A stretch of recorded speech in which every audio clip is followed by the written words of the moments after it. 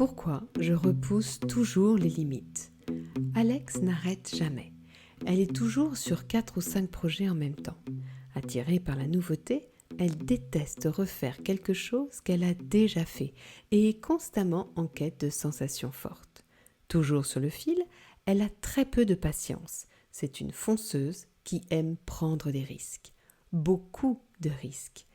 Et le problème est bien là, dans cette prise de risque de plus en plus périlleuse qui la met trop souvent en danger.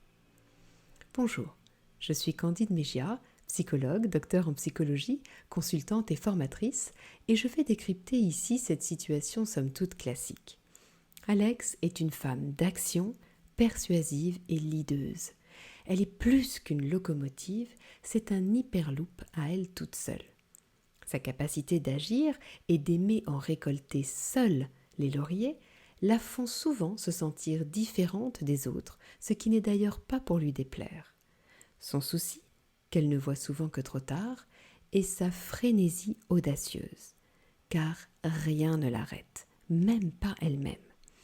Faire aux autres ce qu'ils ne veulent pas faire, semer la zizanie dans une équipe ou même dans son couple, aller toujours au-delà de ses capacités physiques ou même psychiques, et même contourner la loi sont des choses classiques pour Alex.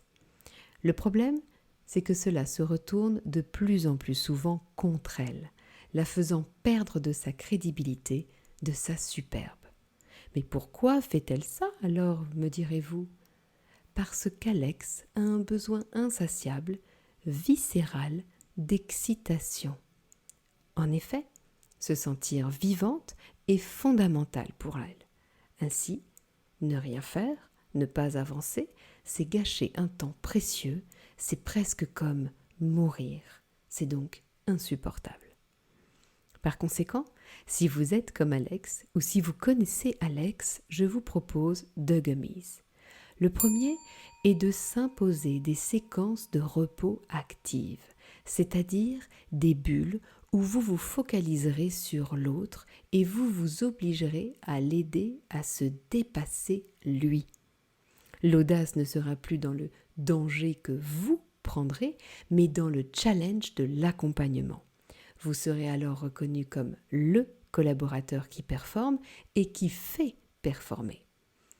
Le deuxième gummies est de veiller à être sain, et vous l'écrivez comme vous voulez, avec soi-même et les autres, notamment dans vos petits arrangements avec la vérité, car, vous le savez, cela s'appelle des mensonges, et mentir vous desservira à chaque fois.